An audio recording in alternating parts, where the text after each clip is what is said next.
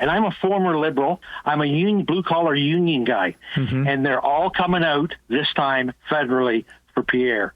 Mark Carney's got some explaining to do. Welcome back to Moose and Loose. My name's David. Today, we're going to be going through the Geoffrey Epstein files. I've got my hands on both the redacted and unredacted files. There is direct links from that book, Geoffrey Epstein's Little Black Book of Contacts, and Mark Carney's family. We also got updates on the fishermen who were locked out from Mark Carney's event, the French debate that was canceled because Mark Carney got scared, new polling data. Let's jump into this. Starting off this episode, we're on Poilievre here, so take a look at the graph going on here. You can see Poilievre went down and coming back up. Now Poilievre is in the lead here by 1%, 51 to 50. I mean, technically that's over 100, but if we look at this one, popular vote, look at Pierre skyrocketing up here. We're at 61% versus Carney at 40%. Party with the most seats. It's sitting here. Pierre's back on top, 51 to 49. Looking at some polling data, we got this new one here. Angus Reid coming from Shreya-Teast, 38% Conservatives, 46% Liberals, 2,400 adults online poll. My question is, where are these people being polled? Is it city centers? How do they pick their people? Got another one here. This is 1,100 people, so half the size. This is a Nanos poll,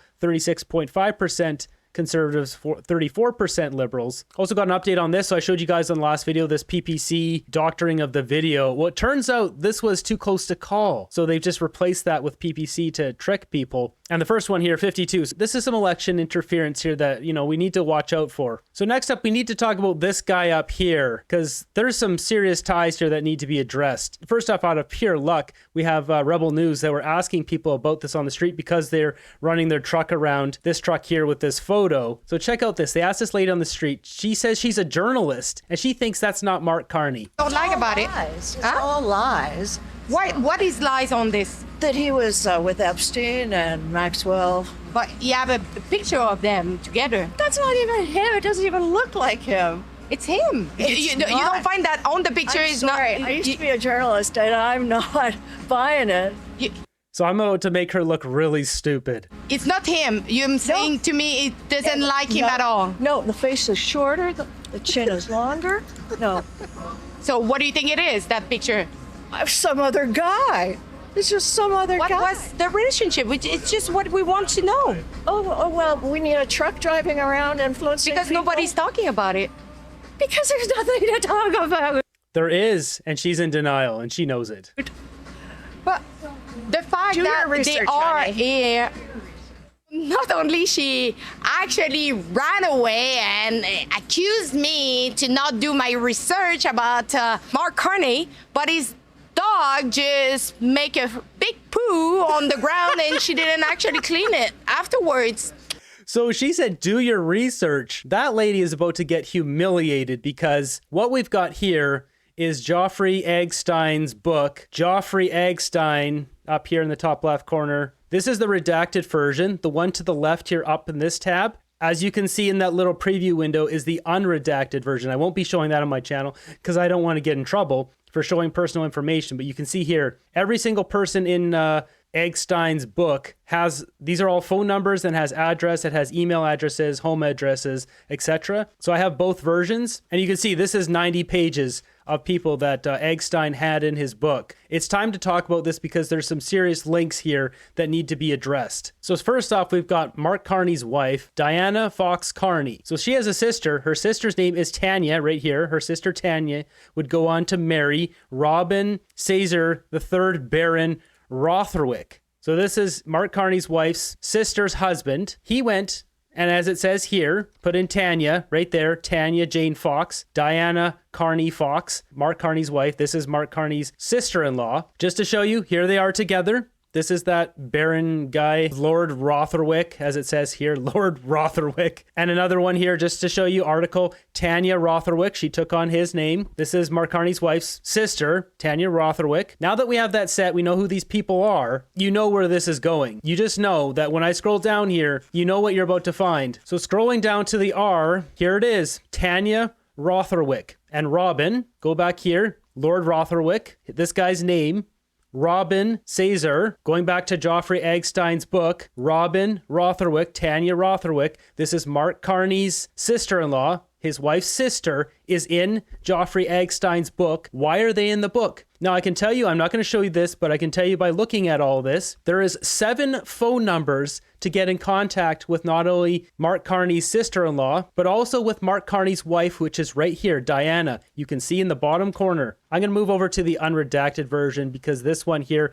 is a little blurry and down-resed. So I'm going to have to redact this myself, but this is the unredacted version. And you can see here, Diana. So this is Mark Carney's wife's phone number, and she has 2 phone numbers here, one H and one W, home and work number, I would assume. There's one for country, which is another phone number. Above it is an address here, which we'll get back to in a second. There's an email address that I'll blur out. And there's 2 more phone numbers, one that's right here and one that's right here. And both of those are for Tanya and Robin Rothwick. So they have 2 numbers. Mark Carney's wife has 2 numbers. There's a country one, and then there's 2 other numbers above it here, which could be for Mark Carney. Don't know. But don't know. So now let's get to this. Cornbury Park, Charlbury. This is important because this famous photo that we've seen, which is on Shutterstock, if we take a look, there's a whole bunch of them, as you can see. And I'll just go to show you a few of these photos here. So these all come from the same photographer.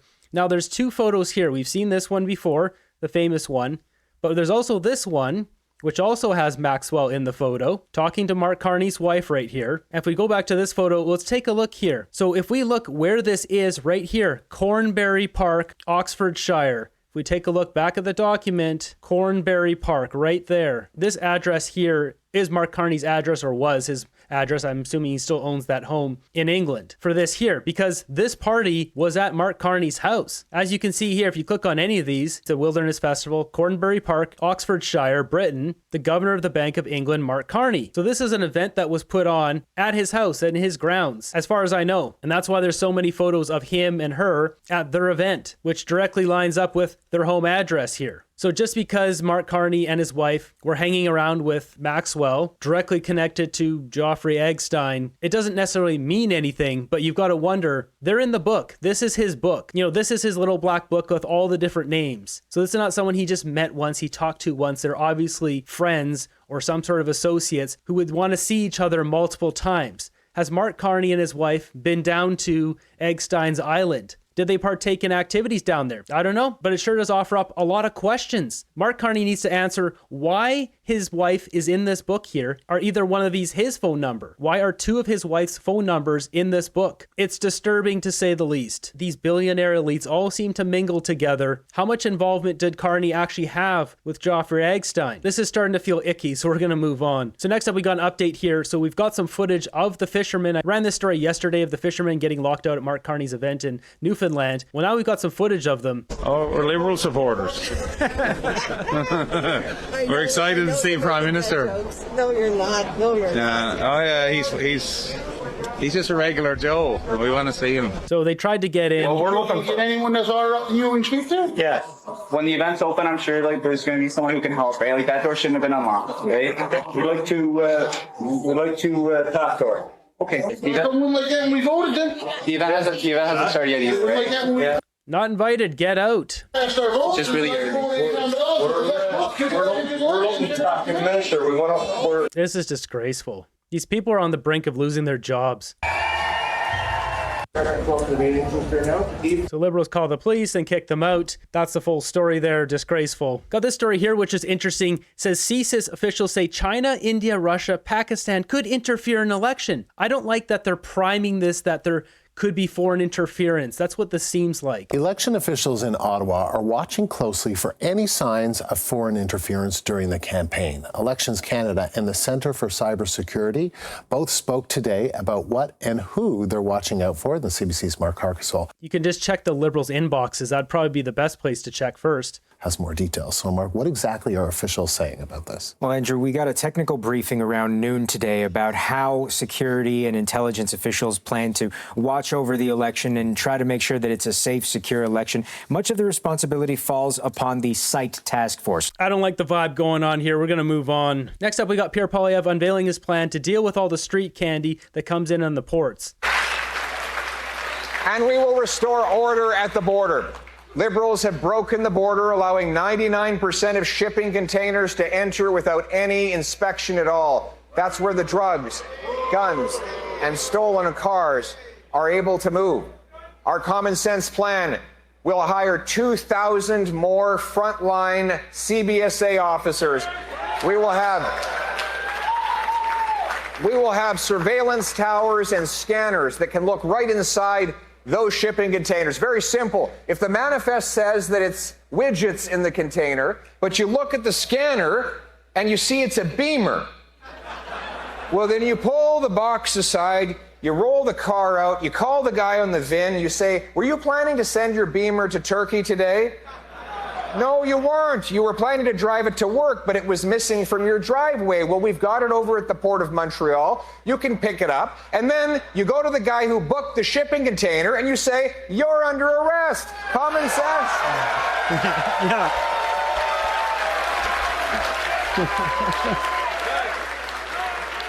So, how are we going to pay for it? We have a dollar for dollar principle. We're going to get the money elsewhere. You know what we're going to do? We're going to cancel the multi-billion-dollar gun grab that targets licensed, law-abiding Canadians.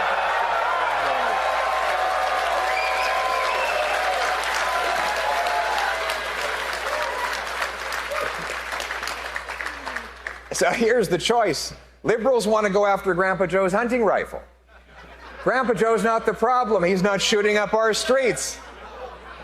Here's the choice, my friends. Canada First Conservatives want to protect Canadians from criminals. Liberals want to protect turkeys from hunters. You decide what makes most sense to you. Yeah, there it is. Get some more scanners, get some more CBSA, clean up this problem. So first comment here says there's a video going around on X showing the crowd to this event. It stretched 3 city blocks around the corner. I had someone email me about this and tell me it was actually even longer than what I showed on the video. It went so far that the police had to start shutting down how long the line could be because it went blocks and blocks and blocks. They had to shut it down because it was blocking too many city streets of people just waiting to get in. Needless to say, it was thousands of people. You gotta check out this on CBC. A guy calls in and just completely blasts the Liberals. Rob Bosworth, he's in Barrie, Ontario. Hi, Rob. Hi, how are you? Good. Do you think this is a good time for an election? I think it's a fantastic time. I think it's long overdue. This country is in bad shape of 9 years with Liberal just disaster after disaster. And I'm a former Liberal. I'm a blue collar union guy. And I can tell you, all Canada needs to do is just take a look at what just happened in Ontario with Doug Ford and how all the unions supported him, all the blue-collar unions, and I'm one of them. All my union buddies, guys, that were NDP or Liberal, all voted for Ford in Ontario, including me. Mm-hmm. And they're all coming out this time federally for Pierre. And the reason, I'll get to the main reason, is what your guest Sachi said about the economy. This country has been strangled, okay? We got a boot on our neck by these Liberals. So by changing the singer of the band, it isn't going to do anything. It's still the same band that's playing. And when you say the Liberals, you use the metaphor of boot on the neck. Like, give me an example of what that is. Well, I mean, you won't be able to keep me on your show this long. I mean, just start with the carbon tax. And Carney says he scrapped it. Yeah, he scrapped the gas part, but he still leaves on the industrial part, and he refuses to take that off. So, I mean, I could go on and on and on here, but it's just one thing after another, okay? The immigration they let in here drove wages down. I see truck driving jobs now for $20 and $25 an hour. I made that in 1990, okay? Because he flooded the market here with all these students who pretended they were students, but now they come into the job market and drove wages right down. I'm talking union wages down too. All right. Yeah. So I don't know. So I just wonder, for somebody who has such strong feelings as you do and strongly supporting the Conservative Party, what's it been like for you to see the huge turnaround in the polls over the last 6 weeks or so? This is awful. This is rage bait? The Liberals are dirty players. They knew to manipulate people's opinion. All they had to do was manipulate the polls and get people believing it, and then just keep stacking them to change people's opinion, and then people will start snowballing a bit. Oh yeah, the banker, maybe he's good. Yeah, Shelley said the banker's good. Maybe, is he good? People look for a leader and then they want to follow. A lot of people don't want to research stuff themselves and figure out what's actually going on. And the Liberals took advantage of that. Of course, they're not going to admit that on the CBC, but... Okay, so I I look at this poll jump as, and I'm a little skeptical of it. And I've seen some other things that say the same thing. Where were the polls taken? Were they mostly done in certain 416 or 905 ridings where it's predominantly Liberal? So, like the old saying goes, the poll, you see what the poll is on election day. I'm leery. I heard the same thing about in the States. Look, when we heard with Trump and Biden, we heard the same thing about, oh, she's way ahead, and look what happened. Okay, Rob, so you know what? Just As of right now, we have 3 polls showing the Conservatives ahead, and there's still bias on that. Are only Liberals picking up the phone to answer it, and Conservatives are pissed off, say, I don't want to take a poll. I've never got a poll in my life. So who are they calling? CBC days are numbered. You love this guy. The call of the truth is in this moment. What's interesting too is at the beginning here, when he starts to talk, when the guy starts heating up in his language, he starts touching his face a bit more. This here is a motion of discomfort because he knows that the CBC will be defunded if Pierre Poilievre wins. Clearly, he doesn't want to hear people saying they're going to vote for Conservative. It's coming, though. We're all voting Conservative. Next up, I got an update to the French debate. So I broke this story pretty early yesterday. Within about 2 hours of me putting up the video, maybe 3 hours, the second French debate done by TVP got canceled. There is still going to be a French debate on Radio Canada. So Radio Canada is running the English and French, the second one getting canceled. I think we should set up a second English one while we're at it here. Let's get Mark Carney debating as much as possible. Mark Carney backed out, even though he said he was going to do it, and then the Liberal team pulled him out. Then TVP, who said every candidate had to pay $75,000,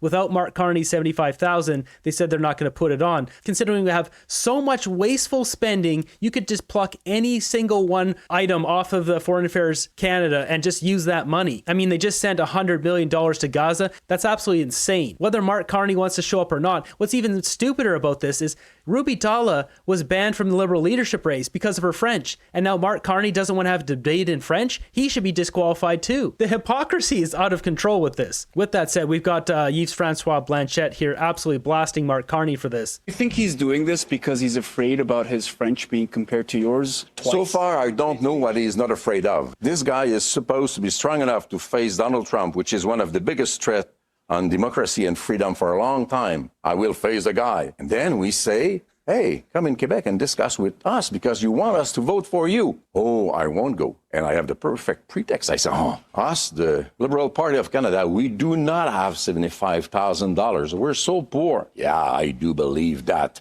So I'm saying to him, hey, let's come and face the music. Officially, he said that he's not going to participate. He hasn't talked about the money being an issue. The Liberal Party has said that they don't want to pay the $75,000.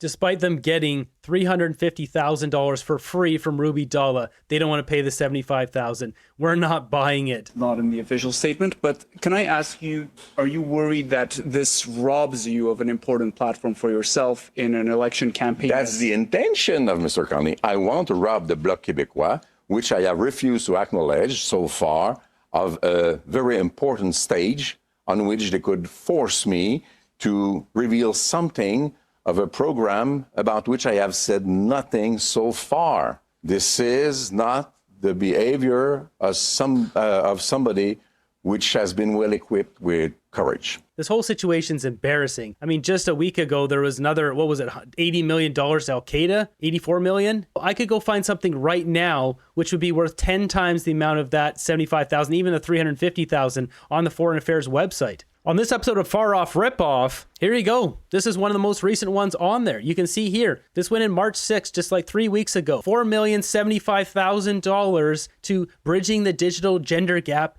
in Cameroon and Senegal. It's more of the same junk here. Providing gender-responsive busyness management training, online hub for templates, resources, pathways to help women access broader markets. They have an unlimited amount of our money to give over to Africa, but we can't carve off $75,000 or $350,000 to have a French debate for our election, our federal election. Are you kidding me? Our country's a complete joke. It's a circus. You can't have a circus without a Carney. Regardless what I think about Quebec being a part of Canada, I can't imagine a bigger insult to that province than a PM rejecting a debate in their language. Exactly. There's no way he's going to get votes in Quebec if he's not going to debate. And whether you like Quebec or not, or French or whatever, French is integrated part of Canada. The French were the first people to settle in Canada. There's 10 million French-speaking Canadians in Canada, which equals 25% of the population. This will do damage, you bet. Check Polymarket in a couple days and Poilievre's going to be going straight upwards. To be fair, Carney's French is about as good as Blanchet's English, but Blanchet will show up to the English debate. That's the difference. We should start a GoFundMe for Carney. I was thinking about that if people started fundraising for his French debate. That would be so humiliating. Everyone's here saying, I'll chip in to help him for the debate. Carney is becoming a complete joke if he wasn't already. And here he is being asked about his assets, Brookfield Asset Management, and why he just doesn't sell them. Why not just sell your Brookfield shares, get rid of your unexercised options to avoid having to recuse yourself? A couple of things. Thanks for the question, Steve. I've more than complied with all the rules, and I've more than complied with all the rules in advance, well in advance, months and months in advance of the requirements that were set up and that currently operate. By the way, requirements that Mr. Poilievre voted for when he was part of Mr. Harper's government.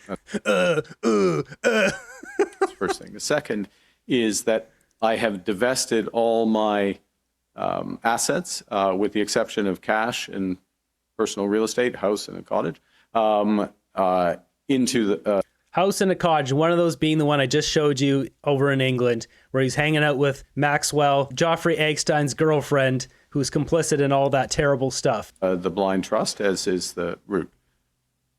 It's a blind trust. I can't, what that means for those who don't follow this, I have no control over it anymore. It's a blind trust. I have no control. I cannot divest anything from it. I can't change that. The trustee manages it accordingly. Oh, come on, dude. I don't know what's in it. What's in it? I don't know. He knows everything that's in that blind trust. And his trustee, who is it? I tried looking up. There's no information on who his trustee is. Is it his wife? One of his banker buddies? Come on. This is ridiculous. Should make one of the conservatives his trustee. He should have to sell all of his stuff. There's only way to have it fair. He's got a conflict of interest. He's just going to be doing things that helps Brookfield Asset Management and his $7 million worth of shares. I have set up screens for Brookfield and a company called Stripe that I used to be on the board of. I've set those screens up already well in advance. They'll be administered by the clerk of the Privy Council and the Chief of Staff. And as well, I have already filed months and months and months and months in advance with the Ethics Commissioner all the detail of when the divestitures happen, all the details of those assets. So again, I've complied with all the aspects. I've over-complied, in fact, well in advance, and this is the system we have, and I'm proud. It's not good enough. Sell your assets or tell us what they are. That we have it because it draws a sharp contrast with what other countries have. Sorry, Steve. This guy's just riddled with conflicts of interest. I'm less concerned about his financial assets than I am about the destructive policies he's going to implement. Journalists keep focusing on things that don't matter. To me, it's both. He's going to implement policies that boost his assets and push forward his agenda, which will destroy Canada. It's going to be layered in a way where that boosts his assets. And if you look in the past, he didn't support pipelines in Canada because that would take away profits from the pipelines in Brookfield Asset Management in UAE and Brazil. It would compete for that oil. He's going to do more of that. There we have it. The skeletons are fully coming out of the closet now. There's a lot of skeletons. I've got more of them on the way. I'm working on a whole bunch of stuff here. I'm working on like 3 or 4 videos in tandem each day. Some of these stories take longer to build out than others, but Pierre Poilievre's numbers, I'm happy to see are going up on Polymarket because that's the one that really matters here as he brings out new policies that are just all winners. All of them are winners. The Ring of Fire, securing the ports, tax cuts, all of it. I guess the question is now, what stupid thing is Mark Carney going to say tomorrow?